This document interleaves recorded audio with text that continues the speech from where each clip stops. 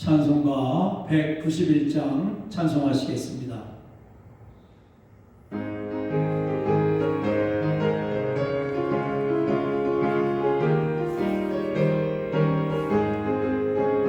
내가 매일 기쁘게 순례의 길에 가는 주의 발이 나를 안보하며 내가 주의 큰 복을 받는 참된 비결은 주의 영이 함께함이라.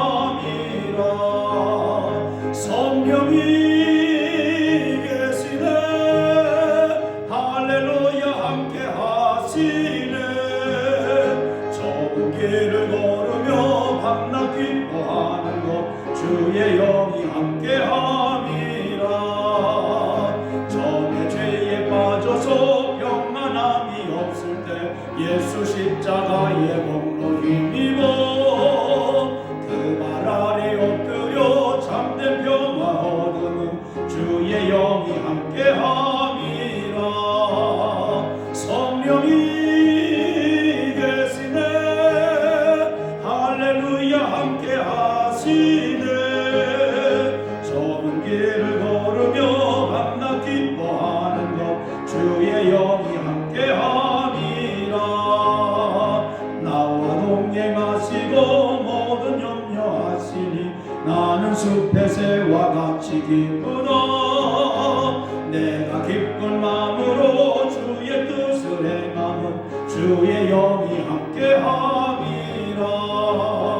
성령이 계시네 할렐루야 함께하시네.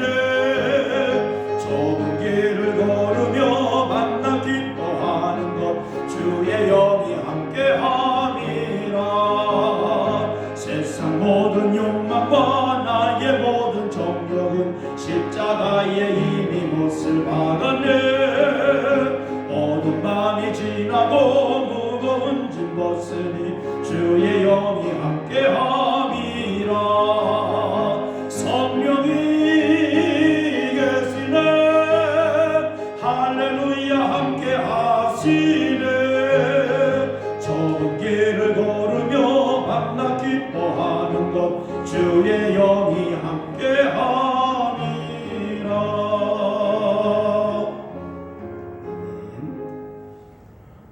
오늘 본문 말씀은 여호수아 1장 8절입니다. 이 율법책을 내 입에서 떠나지 말게 하며 주야로 그것을 묵상하여 그 안에 기록된 대로 다 지켜 행하라. 그리하면 네 길이 평탄하게 될 것이며 네가 형통하리라. 하나님 이렇게 말씀하십니다. 하나님 말씀을 주야로 묵상해라. 그리고 그 묵상한 말씀을 지켜 행하라. 그리하면 하나님께서 형통하게 하시겠다고 약속해 주셨습니다.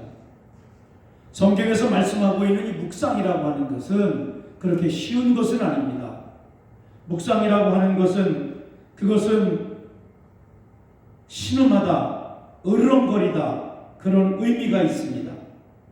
고뇌하고 고통하면서 그 말씀을 생각하고 또 생각하는 것, 그것을 가리켜 묵상이라고 말씀합니다. 또 한 가지의 의미는 으르렁거린다고 하는 뜻이 있는데 들짐승이 고기는 다 뜯어먹고 그리고 마지막 뼈를 갉아먹는 그 모습을 가리켜서 하가 묵상이라고 하는 것입니다. 하나님 말씀을 생각하고 또 생각했다고 해서 쉽게 깨달아 알 수 있는 것은 아닙니다. 그러나 그 고뇌의 시간, 고통의 시간을 보내야 하나님의 뜻을 깨달아 알 수 있고 하나님 말씀을 알 수 있는 것입니다. 성도는 하나님 말씀을 영의 양식으로 삼아야 합니다. 성도가 살아가는 삶의 방편이 하나님의 말씀입니다. 하나님 말씀 따라 살고 말씀으로 살아내야 하는 것이 성도의 모습입니다. 성도가 이 삶에 살아가면서 하나님 말씀으로 실천하고 하나님 말씀대로 살아낼 때 잘 맛이 나는 그 사람의 모습을 가리켜 성경은 성도라고 말씀하는 것입니다. 성도는 하나님 말씀을 묵상하고 그 말씀을 깨달아 실천할 때 기쁘고 즐겁고 행복합니다. 말씀을 나의 삶 속에 녹여낼 때 성도는 인생을 살 맛이 나는 것입니다. 그러기 위해서 성도에게 하나님은 말씀하십니다. 하나님 말씀을 묵상하고 깨달은 말씀을 지켜 행하라는 것입니다. 사도행전 10장 12절로 16절에 보면 베드로가 지붕 위에 올라가서 기도하는 장면이 나옵니다. 베드로가 기도할 때에 하늘에서 보자기가 내려오는데 그 보자기 속에는 부정한 짐승과 정한 짐승이 함께 섞여 있었습니다. 그리고 하나님 말씀하십니다. 그 짐승을 잡아먹어라. 베드로는 부정한 것을 먹을 수 없다고 하나님께 말씀을 드립니다. 그런데 다시 또 그 보자기는 내려오고 주님은 베드로야 그 짐승을 잡아먹어라. 이렇게 3번씩이나 말씀을 하십니다. 베드로가 이 말씀을 들었을 때에 지금까지 알고 있는 모든 말씀을 다 동원을 해서 이 말씀의 뜻을 해결하고 싶어서 해석하고 싶어서 깨달아 알고 싶어서 얼마나 고뇌했는지 모릅니다. 아무리 성경을 기억해내려고 해도 부정한 것을 먹어도 된다고 하는 구절이 나와 있지를 않습니다. 이렇게 고민하고 있을 때에 고넬료가 보낸 하인들이 베드로가 있는 집에 당도하게 되어집니다. 그리고 베드로를 초대해서 백부장 고넬료가 당신을 오라고 합니다 라고 하는 말을 듣고 그리고 그 환상의 의미를 깨닫고 주님께서 잡아먹으라고 말씀하셨던 그 말씀을 깨닫기를 시작을 합니다. 다시 성경에 보면 이렇게 말씀하고 있습니다. 베드로가 그 환상을 생각할 때에 성령님은 이렇게 말씀하십니다. 베드로야 두려워하지 말고 가라. 성도가 하나님 말씀을 묵상할 때에 성령님이 하시는 기능이 있는데 성경은 이렇게 말씀하고 있는 것입니다. 요한복음에 보면 보혜사 아버지께서 내 이름으로 보내실 성령 그가 너희에게 모든 것을 가르쳐 내가 너희에게 말한 모든 것을 생각나게 하리라. 성령님은요 성도가 하나님 말씀을 묵상할 때에 생각나게 하시고 가르쳐 주시고 깨달아 알 수 있도록 역사하시는 줄로 믿습니다. 내가 홀로 말씀을 묵상해서 깨달아지는 게 아니에요. 내가 말씀을 읽었다고 깨달아지는 것이 아닙니다. 하나님의 성령님께서 그 말씀을 깨달아 알 수 있도록 도와주시고 인도해 주시고 역사해 주시는 줄로 믿습니다. 베드로가 성령님의 감동을 받고 고넬료의 집에 가서 말씀을 증거했습니다.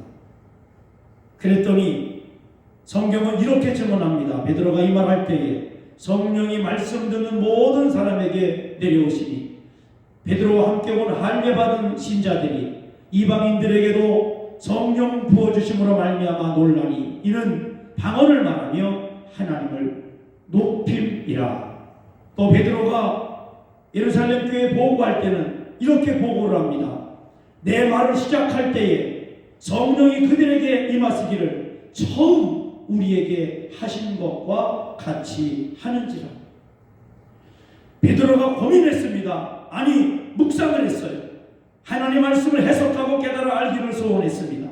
그때 성령님께서 두려워하지 말고 가라고 하는 말씀을 주셔서 그 말씀을 따라 순종할 때에 복음을 전하니 성령님은 다시 그들에게 임하셨고 처음 베드로가 마가의 다락방에서 성령 충만 받았던 것과 같이 성령의 충만함을 고넬료의 집에 있는 이방인들에게도 허락해 주셨더라. 이렇게 성경은 증언하고 있는 거예요. 우리가 하나님 말씀을 묵상할 때에 깨달아 알 수 있도록 돕는 성령님이 계심을 여러분 믿으시기 바랍니다. 묵상하고 생각하고 또 생각하면 그 말씀의 뜻을 깨닫게 하십니다. 특별히 성경은 이렇게 또 말씀하십니다. 데살로니가서에 보면 사도들이 말씀을 전할 때에 데살로니가 교회 성도들은 사람의 말로 받지 아니하고 하나님의 말씀으로 받았더라. 하나님께서 목회자를 세워서 말씀을 묵상하게 하십니다. 깨달아 알게 하십니다. 깨달아 아는 것을 설교하게 하십니다. 성도님들은요, 묵상해서 깨닫는 하나님의 음성도 있고 설교를 통해서 하나님의 음성을 깨닫고 알고 또 결단하고 삶 속에 적용해야 되는 줄로 믿습니다. 설교 말씀을 듣고 깨달은 말씀이나 성경을 묵상해서 깨달은 말씀, 이것이 깨달아졌으면, 말씀이 깨달아졌으면 삶 속에 반드시 실천해야 되는 줄로 믿습니다. 하나님 말씀에 순종할 때 와지는 복이 있습니다. 창세기 26장에 보면 이삭이 살고 있는 시대에 큰 흉년이 들었습니다. 그래서 모든 사람들이 나일 강변으로 모여들고 있는 모습입니다. 이삭도 나일강으로 가려고 블레셋 지역까지 내려갔습니다. 그런데 하나님께서 오늘 말씀하십니다. 블레셋에서 더 이상 애굽으로 내려가지 말라는 거예요. 블레셋에 머물러 있으라고 말씀하실 때 이삭은 하나님 말씀이기 때문에 그곳에 머무르려고 결단을 했습니다. 그러나 함께 있는 사람들은 애굽으로 내려가자고 아우성입니다. 그곳에 가면 물이 있고 그곳에 가면 먹을 것이 있고 그곳에 가야 우리가 살 수 있습니다. 그러니 주인님, 애굽으로 갑시다. 애굽으로 갑시다. 사람들은, 종들은 그렇게 애원을 하는데 이삭 마음에는 하나님이 들려주신 말씀이 있기 때문에 애굽으로 내려가지를 않고 블레셋 땅에 머물러 있습니다. 그리고 그가 그곳에서 농사를 지었는데 성경은 이렇게 말씀합니다. 100배의 복을 허락하셨다. 100배의 복을 허락하셨다. 이 100배의 복은요, 블레셋 사람들이 시기할 정도의 복입니다. 그 땅 사람들은 100배의 복을 받지 못했는데 나그네인 이삭이 그곳에서 100배의 복을 받았습니다. 하나님 말씀에 순종하고 결단하는 자의 복이 무엇인지 성경은 증언해주고 있는 거예요. 오늘을 살아가고 있는 우리가 하나님 말씀을 날마다 묵상하시기를 주님의 이름으로 축복합니다. 묵상하고 깨달은 그 말씀을 아멘으로 받고 나의 삶 속에 살아내는 능력 있는 성도가 되시기를 주님의 이름으로 간절히 축복합니다. 설교를 듣고 마음에 감동이 되고 깨달음이 있을 때 그 말씀에 아멘하고 순종하는 믿음의 성도가 되시기를 주님의 이름으로 간절히 축복합니다. 성도는 말씀으로 사는 존재입니다. 사람이 떡으로만 사는 게 아니라 하나님의 입에서 나오는 모든 말씀으로 사느니라 성경은 그렇게 증언하고 있습니다. 말씀이 영의 양식이라고 하는 말씀의 의미가 뭡니까? 몸의 양식은 이런 뜻입니다. 내가 어떤 음식을 먹어서 그것을 잘 소화시켰더니 그것이 내 몸에 에너지가 되어지고 힘이 되어지더라. 이것을 가리켜 양식이 된다고 표현하는 것입니다. 내가 어떤 음식을 먹었는데 이것을 소화시키지 못하고 토해낸다면 그것을 가리켜 양식이라고 말할 수 없어요. 성도가 하나님의 말씀을 양식으로 삼는 것은 그 말씀을 깨닫고 그 말씀을 알고 그 말씀을 읽고 묵상하고 깨달은 것을 순종할 때에 기쁘고 즐겁고 행복하고 그 말씀을 순종함으로 삶의 에너지가 나오는 것, 인생이 살맛나고 인생이 기쁘고 인생이 행복한 모습, 이것을 가리켜 말씀으로 사는 성도라 이렇게 표현하는 것입니다. 우리 자원의 성도 여러분, 여러분의 삶 속에 하나님의 말씀에 행복이 있으시기를 주님의 이름으로 축복합니다. 하나님의 말씀을 따라 결단하고 순종할 때에 인생이 행복하고 인생이 즐겁고 인생이 기쁜 이러한 영적인 삶이 있어지시기를 주님의 이름으로 간절히 축복합니다. 하나님은 우리가 날마다 말씀을 읽고 묵상하고 깨닫고 그 말씀을 따라 순종하기를 기대하십니다. 우리가 이렇게 영상으로밖에 예배를 드릴 수 없지만 날마다 우리에게 들려주시는 하나님의 말씀을 묵상하시고 그 말씀을 따라 결단하시고 그 말씀 때문에 행복하고 기쁘고 즐거운 하나님의 사람, 성령의 사람 되시기를 주님의 이름으로 간절히 축복합니다. 기도하시겠습니다. 살아계신 하나님 아버지, 은혜와 사랑 감사함을 드립니다. 우리 자원의 성도들 이렇게 가정에서 예배할 때에 하나님 말씀을 읽을 수 있는 은혜를 허락해 주시옵소서. 말씀을 읽고 묵상할 때에 깨달아 알 수 있는 성령님의 감동이 있기를 원합니다. 성령님이 깨달아 알 수 있고 또 그 말씀을 우리 마음속에 아멘으로 받을 때에 결단하게 하시고 실천할 수 있는 힘과 능력도 허락하여 주시옵소서. 말씀이 영의 양식이 되기를 원합니다. 말씀이 영의 양식이 되기를 원합니다.